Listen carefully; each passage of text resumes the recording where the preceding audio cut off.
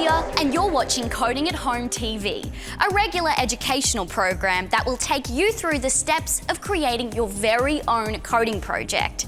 The aim of this project is to create a digital solution to help Queenslanders know more about cybersecurity.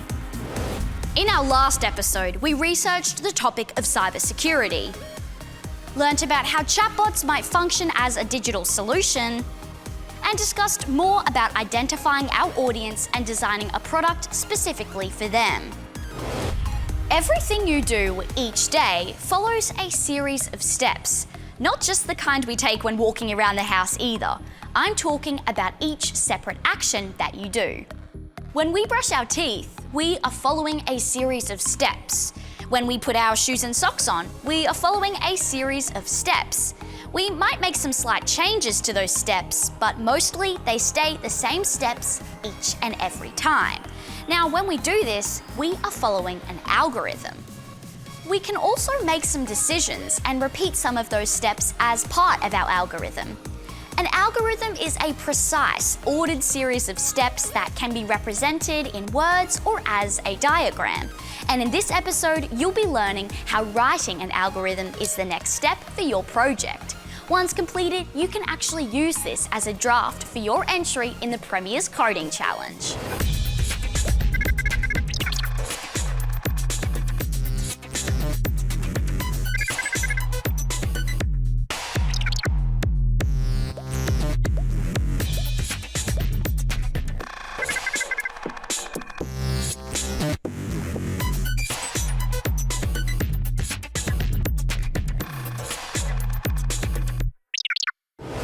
How many algorithms have you followed today?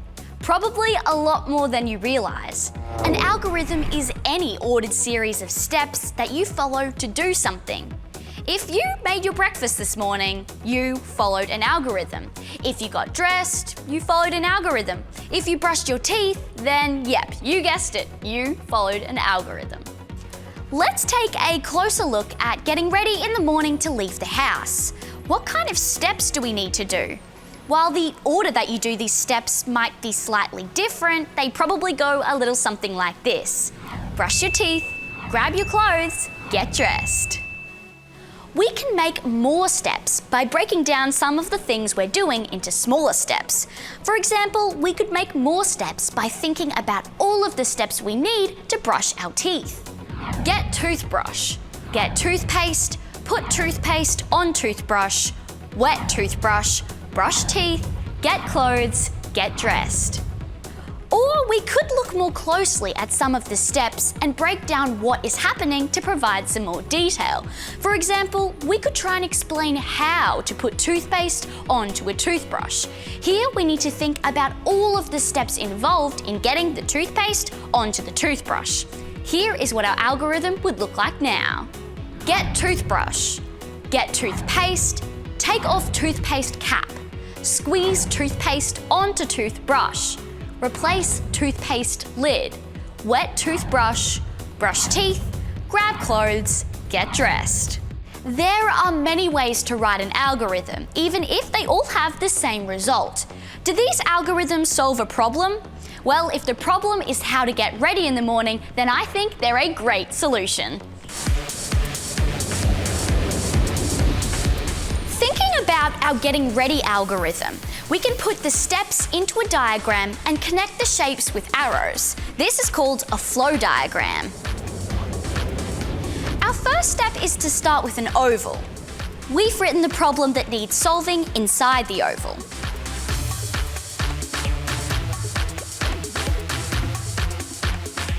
We've written the next step on a rounded rectangle, and now we need to connect the oval and the rectangle with an arrow showing the way the steps go. The arrow will show the direction of flow.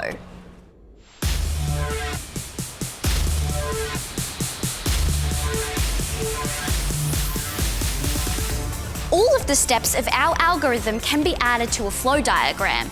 Let's see what our whole getting ready algorithm looks like as a flow diagram.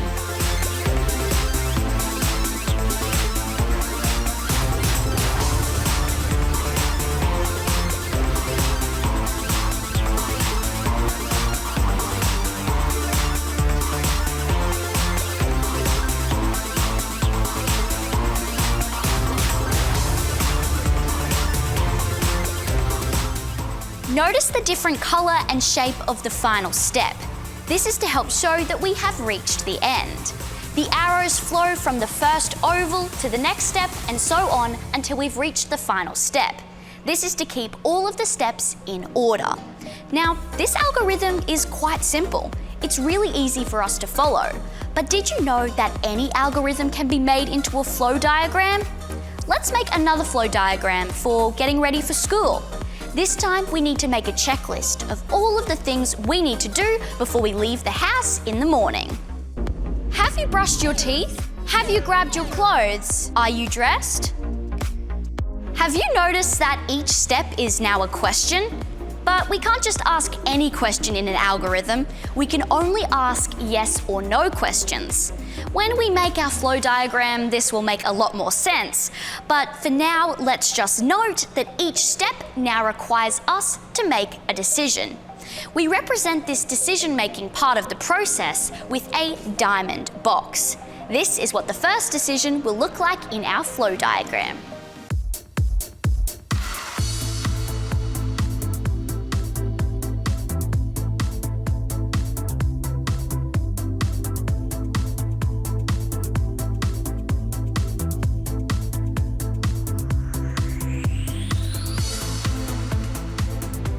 We can see the arrow coming into the box and two arrows coming out of the box, yes and no. Remember that a decision block should only ever have a yes or no outcome, meaning the question that we ask inside the box should only have two possible answers, yes or no. Let's add this next step and see what our flow diagram looks like now.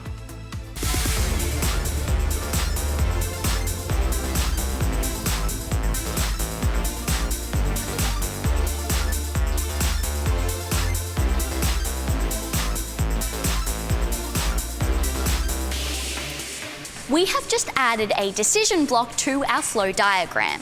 Adding a decision is also called branching. This is because it makes our flow diagram look a little bit like the branches of a tree. If we trace the diagram with our finger, we can see that when we get to the first decision block, there are two ways to go depending on the answer to the question. If we answer yes, we end up at the next decision block.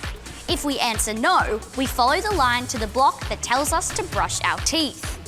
Then, if we keep following the arrows, we will end up at the second decision block. It's important to always follow the arrows in a flow diagram, so make sure you've got them pointing the right way when you make it. Let's complete our flow diagram with all of the blocks we need.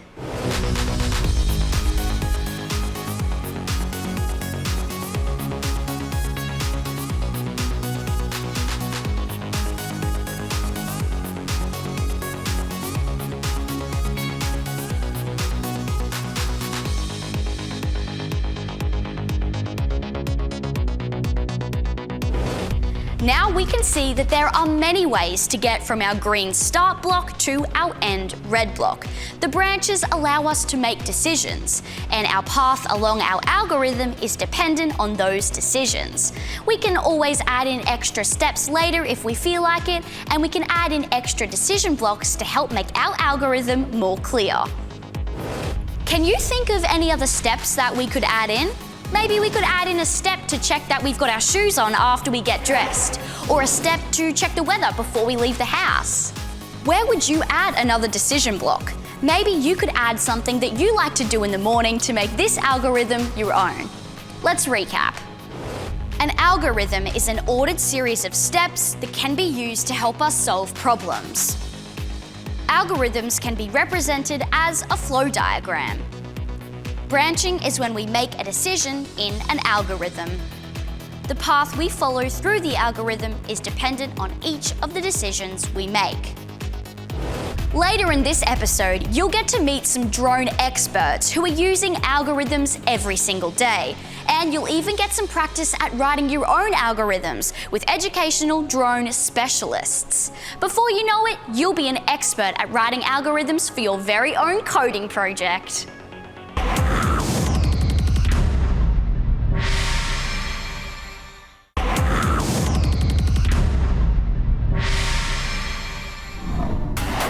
You're watching Coding at Home TV. Before the break, we learnt what an algorithm is and how to create a flow diagram to represent an algorithm.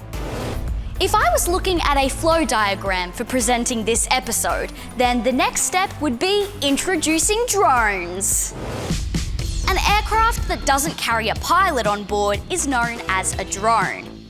They are either controlled by a computer, which can be on board, or by a remote control from a ground-based operator. Drones can be large or small and have many uses, including photography, racing, and surveillance. Let's catch up with Stacey, who is taking us to meet some industry professionals who solve problems with drones by using algorithms. Hey everyone, it's Stacey here, and today we're taking coding at home to new heights. That's right, we're flying high to get a new perspective on algorithms.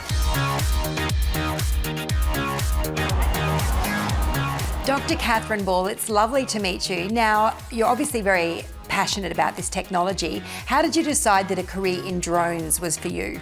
So being an environmental scientist, using drones to capture imagery of turtles on offshore islands gave us real insight into how those animals were behaving without us being there, standing amongst them and disturbing how they might naturally behave. So we were able to fly long-range Australian drones for hundreds of kilometres and get real imagery about whether those turtles were nesting or not nesting. And we could also tell from their footprints, their tracks, what species that had actually crawled on those beaches. So we were able to do full turtle habitat surveys without a human being on the island. And that was when I realised that drones were something quite special when it came to monitoring and looking after planet Earth.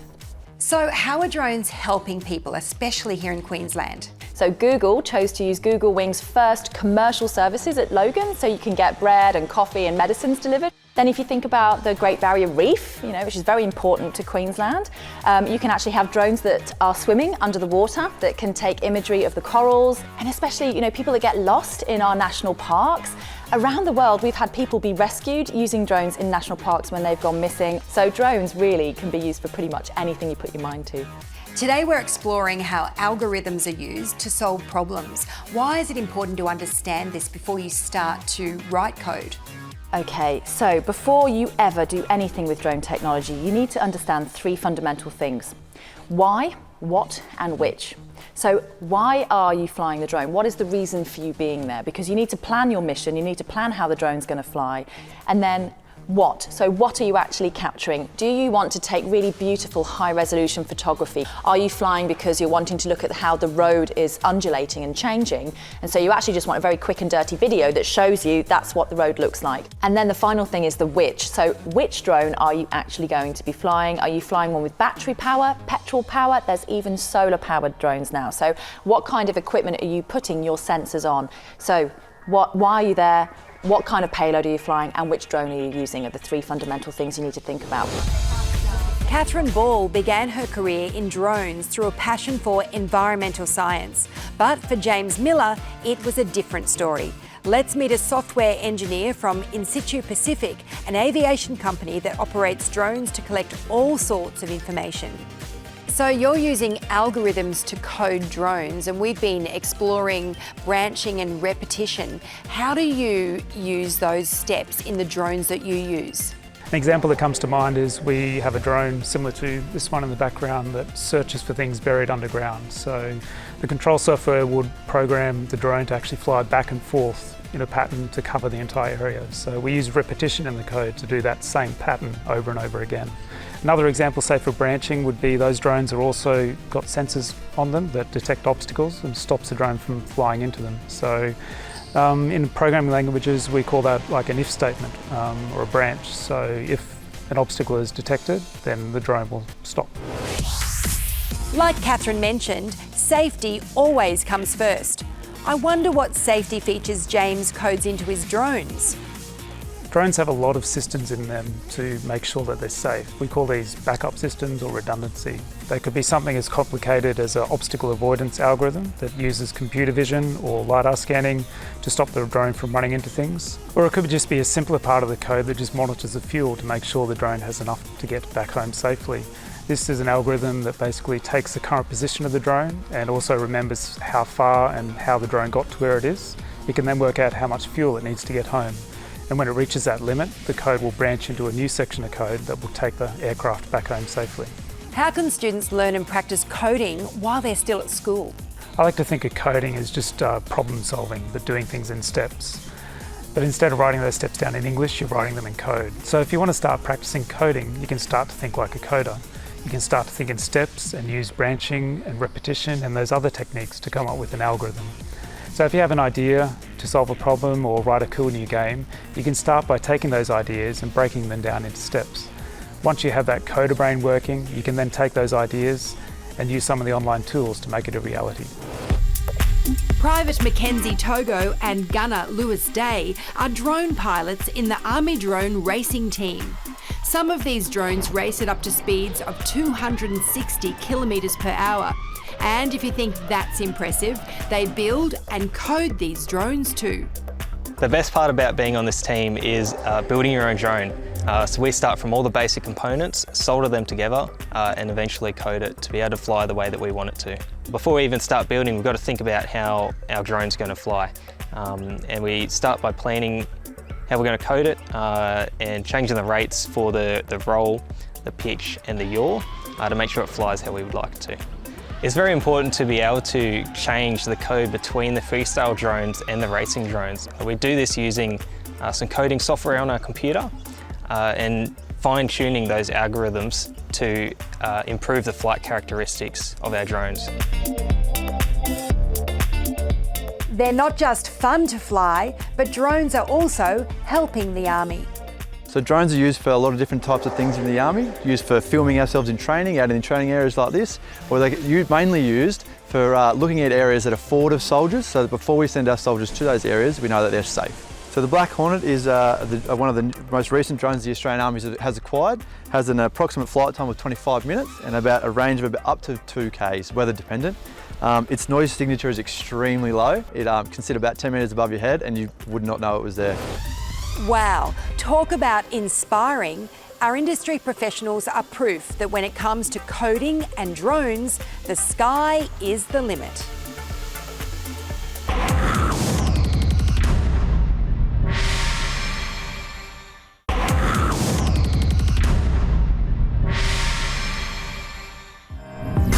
We now know what an algorithm is and how to create a flow diagram which will help us with writing one. We've also caught up with some industry professionals who are using drones to solve problems. And now we can look at creating a very simple algorithm to help our own drone solve problems. Someone who knows all about talking to tech is Damien from STEMpunks. At STEMpunks, our programs are all based around the mindset of having innovation, creativity and entrepreneurship. If we have a problem, it can be really tempting to try and solve that problem by jumping in straight away and trying to write some code or fix something with that situation. But that might not always be the best process. Making a plan before we get started can save us a lot of time and effort for later on because we consider more of the options. We can make a step-by-step process that can give us a better idea on what we're looking at and also some of the things that we may not have seen in the first place. Today we're going to learn how to solve a drone problem using an algorithm and represent it using branching and repetition. Today we're going to be talking about air-based drones and how they're coded. Let's think of a scenario where drones would be coded with different types of algorithms. An interesting situation where a drone could be used would be helping keep students safe at a cross-country carnival. Maybe if a student falls over, the drone could be used to detect the incident while monitoring the students from the air.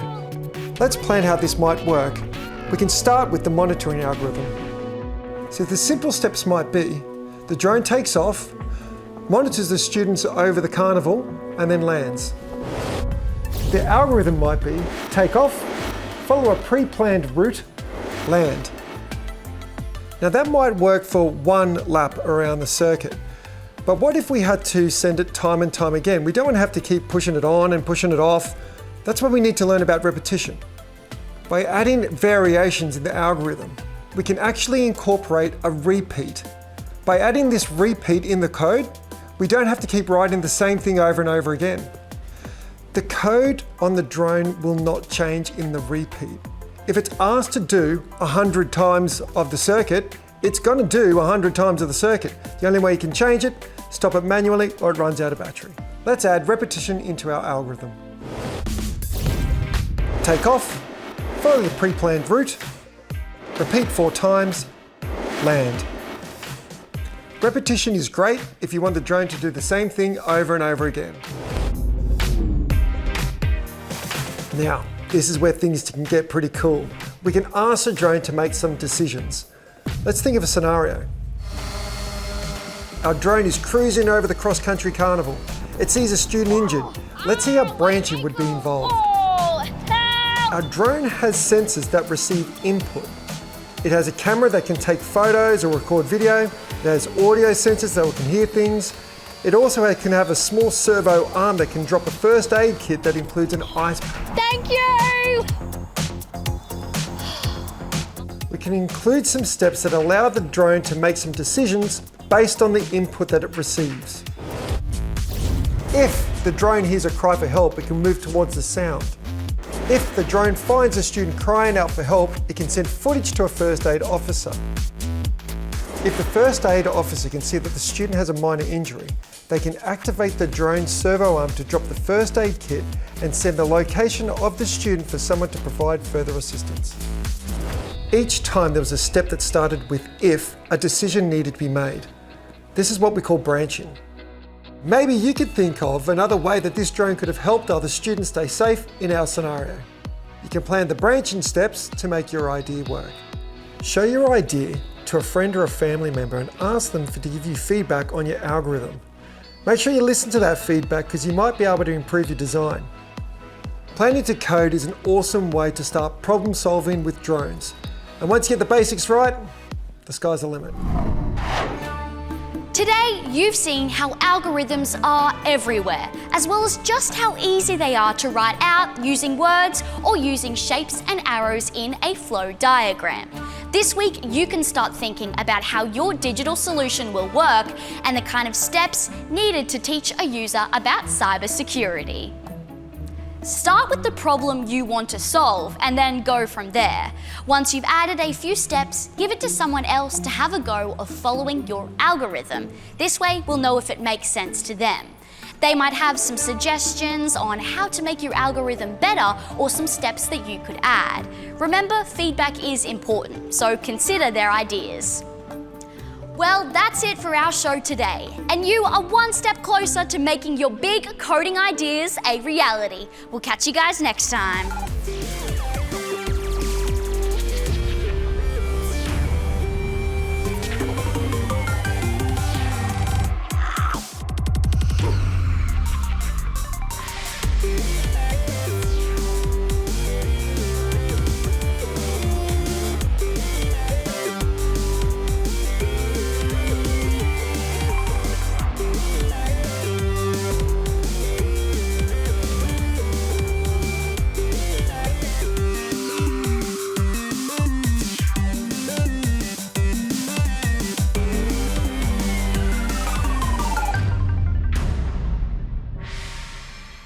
Authorised by the Queensland Government, Brisbane.